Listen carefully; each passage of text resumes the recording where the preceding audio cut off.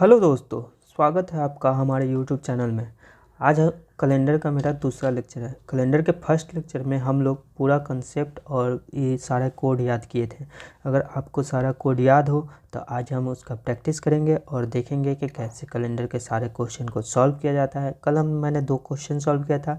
अगर आप लोग ने उसका प्रैक्टिस किया होगा तो आज और सीखेंगे उसमें कितनी बारीकियां हैं, वो सारा चीज़ हम लोग सीखेंगे। उससे पहले आपके लिए एक क्वेश्चन है। अगर 2024 आज 2024 है तो 2024 हर एक कैलेंडर आप हर एक कुछ समय के बाद रिपीट करता है। तो 2024 हमारा जो कैलेंडर है वो कब रिपीट करेगा ये आपको बताना है। इस चीज़ को मैं लास्ट में, इस वीडियो के लास्ट में बताऊंगा कि कब 2024 रिपीट करेगा, 2024 कैलेंडर रिपीट करेगा। तो चलिए आज हम लोग क्वेश्चन के थ्रू सीखते हैं कैलेंडर के बारीकियों को। Let's start. फर्स्ट क्वेश्चन है आपके लिए क्या है? 1 जनवरी 1901। आपको इसको कोड करना है और बताना है कि इसका आंसर क्या होगा।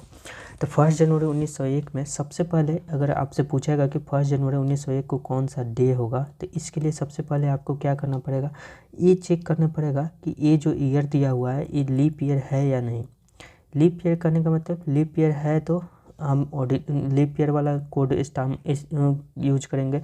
उसमें क्या है, 03 1 जनवरी का 0, फरवरी का 3, बाकी सब हम लोग जो याद किए हैं 12 का होल स्क्वायर, 5 का होल स्क्वायर, 6 का होल स्क्वायर, 12 का होल स्क्वायर +2, सेम चीज़ करना है। अगर आपने फर्स्ट लेक्चर नहीं देखा है तो जाकर देखिए और कंसेप्ट को, पूरे कोड को याद करके आइए। उसके बाद इस लेक्चर में आपको सारा चीज़ समझ में आएगा। तो इसमें क्या है कि 1 जनवरी 1901 है, डे आपको बताना है। तो सबसे पहला काम है आपको 1901 को चेक करना है कि लीप ईयर है कि नहीं। तो लीप ईयर चेक करने के लिए क्या करेंगे, 1901 को 4 से डिवाइड करेंगे। तो 1901 को 4 से डिवाइड करने के लिए मैंने क्या बताया था कि लास्ट को 2 डिजिट है उसी को चेक करना था। 01 को अगर हम 4 से डिवाइड करेंगे तो डिविजिबल नहीं होगा, तो इसका मतलब कि लीप ईयर नहीं है।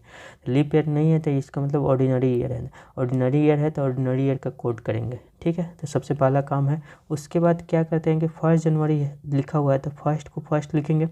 जनवरी का कोड 1 होता है, वो लिखेंगे। 1900 का कोड हम क्या बोले थे, 1900 + 1 लिखना रहता है। 1900 + 1 लिखना रहता है।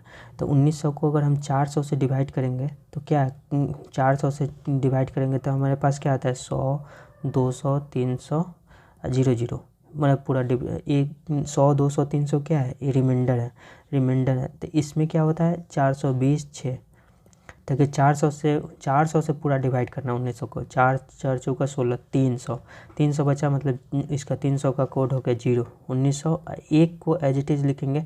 अब 1 है उसमें कोई लीप ईयर नहीं रहेगा, तो 4 से डिवाइड करेंगे तो सेम रहेगा, तो इतना ही हो जाएगा। इसको 7 से डिवाइड करेंगे तो क्या हो जाएगा, 1 2 3 डिवाइडेड बाई 7। तो 3 डिवाइडेड बाई 7 क्या है, 3 डिवाइडेड बाई 7 क्या होगा, इसका रिमाइंडर क्या बचेगा, रिमाइंडर 3 बचेगा, क्योंकि 7 से छोटा है तो रिमाइंडर 3 ही बचेगा। रिमाइंडर 3 बचेगा तो इसका लिए कोड क्या है, संडे मंडे ट्यूसडे अगर होगा, संडे मंडे ट्यूसडे, अगर 1 1 2 3, तो 3 के लिए कोड क्या है, ट्यूसडे। तो हमारा आंसर ट्यूसडे है। जाकर चेक कीजिए ट्यूसडे है कि नहीं। तो ये फर्स्ट क्वेश्चन हो गया। अब आगे दूसरे क्वेश्चन पे बढ़ने से पहले दूसरा क्वेश्चन को सॉल्व करते हैं। आज का सेकंड क्वेश्चन है 15 अगस्त 1904। इसको कोड करने के लिए हम लोग क्या करेंगे, सबसे पहला चेक करेंगे कि 4 से डिविजिबल है कि नहीं।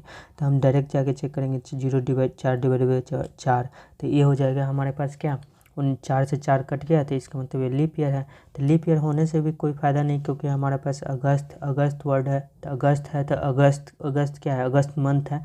तो अगस्त मंथ में कोई कोड चेंज नहीं होता है। लीप ईयर में केवल जनवरी अगर फरवरी रहेगा तभी चेंज होता है। तो इसमें कोई दिक्कत नहीं होना, जो अगस्त का कोड ऑर्डिनरी ईयर के लिए है वही लीप ईयर के लिए होगा। तो हम ऐसे लिखेंगे 15 अगस्त का कोड आपको याद होगा 3 होता है। 1904 के लिए 1900 का कोड अभी हम लोग पढ़ रहे हैं 0 होगा। 4 को 4 एज इट इज़ लिखेंगे और 4 डिवाइडेड बाई 4 करेंगे तो क्या हो जाएगा, 1। ऐसे लिखना है अब आपको, और डिवाइडेड बाई 7। अब देखिए, अब इसको पूरा ऐड कीजिए या 7 से डिवाइड कीजिए। अब देखिए रिमाइंडर का कंसेप्ट सीखिए। अगर 7 से ज़्यादा है, ये 15 है, तो इसको काटिए, 7 दूना का 14, 1 बचेगा रिमाइंडर। अब क्या होता है, रिमाइंडर में अगर इसमें प्लस प्लस साइन है तो अगर एक रिमाइंडर ऊपर लिख दिए तो अब इसको ऐड कीजिए। अगर 4 और 3 7 ये बन रहा है तो इसका मतलब ये कट जाएगा। अब तो आपके पास बचेगा क्या, 1 + 1 2, 2 डिवाइडेड बाई 7। तो इसका मतलब 2 डिवाइडेड बाई 7 करने का मतलब क्या हो जाएगा, 2 डिवाइडेड बाई 7 हो जाएगा। तो इसका रिमाइंडर क्या हो जाएगा, 2, और रिमाइंडर 2 हो गया तो संडे के बाद मंडे। तो ये आपके पास क्या वैल्यू आ जाएगा, मंडे आंसर हो जाएगा। समझिए रिमाइंडर थ्योरम क्या होता है।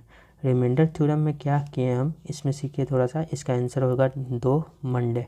तो इसमें क्या किए कि देखिए 15 था, 3 था, 0 था, तो 0 हटाइए, यहाँ 4 लिखिए, यहाँ 1 लिखिए। इसको 7 से डिवाइड करना था। तो 7 15 से ज़्यादा था तो 7 से इसको काटें तो 7 दूना 14, एक रिमाइंडर बचा तो एक ऊपर लिखें। अगर इन दोनों का सम अगर 7 बन रहा है तो इसका मतलब ये दोनों कट जाएंगे, तो इसको हमको काट देना है। अब बचा क्या, 1 + 1, तो ये 2 बच गया। तो ये हमारा 2 रिमाइंडर हो गया। हमको पूरा ऐड करके फिर डिवाइड नहीं करना है, हम लोग डायरेक्ट कर सकते हैं रिमाइंडर थ्योरम के मदद से। जैसे और क्वेश्चन है, और क्वेश्चन हम लोग करके देखते हैं। और क्वेश्चन कोई सा एक और क्वेश्चन करते हैं जिसमें रिमाइंडर थ्योरम का पूरा यूज हो, वो वाला यूज करके देखिए। दूसरा क्वेश्चन है 15 अगस्त 1948।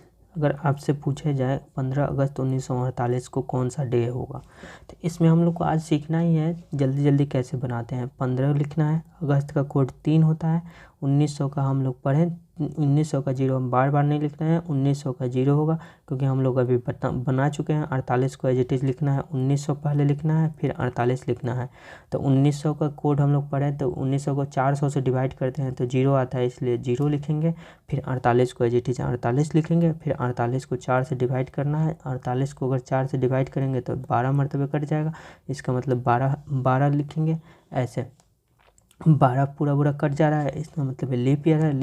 लीप ईयर से कोई दिक्कत नहीं क्योंकि ये अगस्त है, अगर अगस्त है इस कारण से ये हमारा ऐसे लिख लेंगे। अब देखिए इतना बड़ा है और इसको 7 से डिवाइड करना है, तो 7 से डिवाइड करना है, तो 7 से डिवाइड करना है तो हम कैसे डिवाइड करेंगे, तो पूरा एक तो है पूरा ऐड करो, लेकिन हमको ऐड नहीं करना है। हम डायरेक्ट क्या करेंगे, जो 7 से बड़ा है उसको काटेंगे।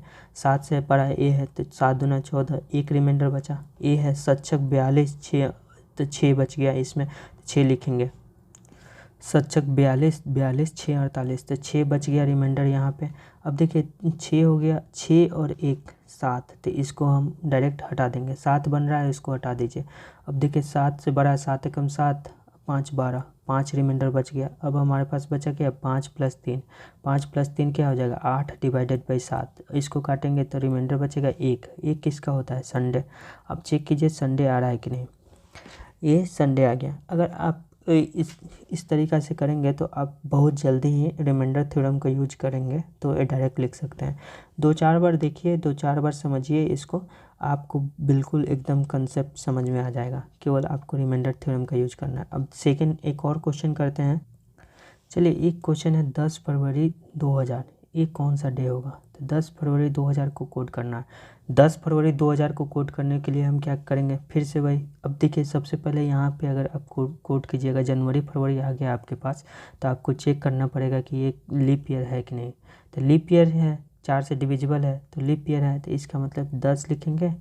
फरवरी का कोड क्या होता है, लीप ईयर में 0 3, जनवरी का 0, फरवरी का 3, तो ये फरवरी को 3 लिखेंगे। 2000 अगर को हम 400 से डिवाइड करते हैं, 2000 को 400 से डिवाइड करेंगे तो पूरा कट जाता है। तो हम लोग क्या पढ़ते हैं, 420 अच्छे 420 6, अगर 100 200 पूरा कट जाता है तो 6 लिखेंगे, इसका कोड 6 हो जाएगा। इसके आगे कोई ईयर नहीं है तो इसको एज इट इज लिखेंगे। इसको 7 से डिवाइड करते हैं, तो 7 से डिवाइड करेंगे तो क्या पहले ये 10 7 से बड़ा है तो 7 एकम 7 3 बच जाएगा।